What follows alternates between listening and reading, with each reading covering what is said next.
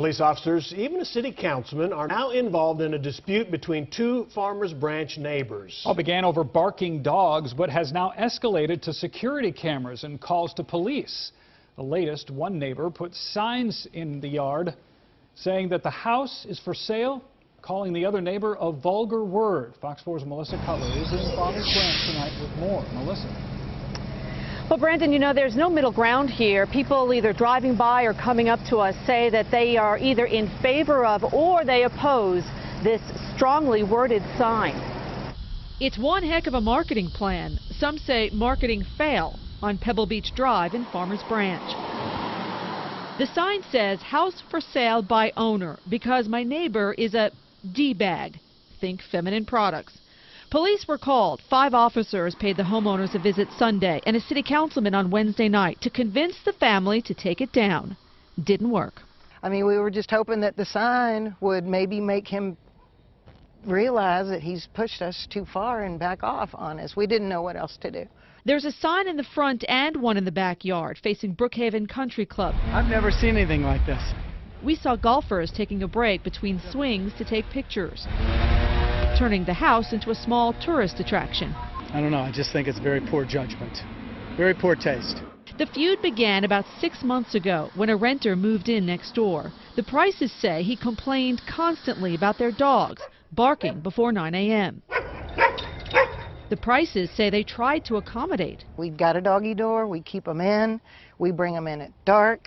They say they thought they worked everything out until they discovered cameras facing their backyard where their daughter sunbathes, and one points towards their back bedroom. We put that thing up to keep him from being able to see. The final straw was this. All of a sudden, out of the blue, this ticket comes in the mail.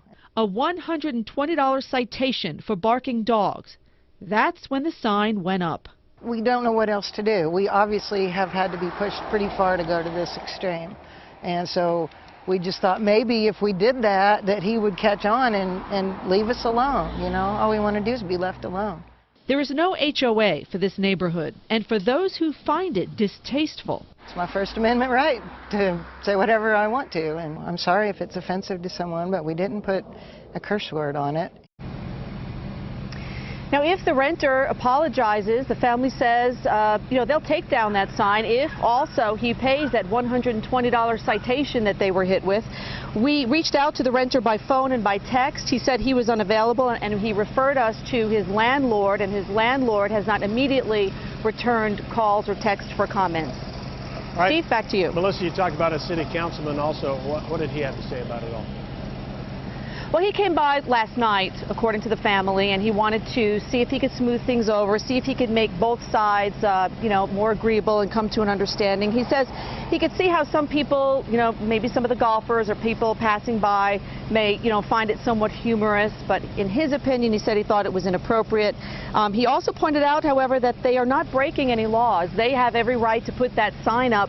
And, I'll just say people passing by here, we have just as much support as we do people saying, we don't think it's a good idea. So I would say, Steve, it's 50-50 on whether they support or oppose it. Okay. Seems they could relate. Let's put it that way. Or they find it funny. I get it, Melissa. All right. Melissa Cutler live in Farmers Branch. Thanks.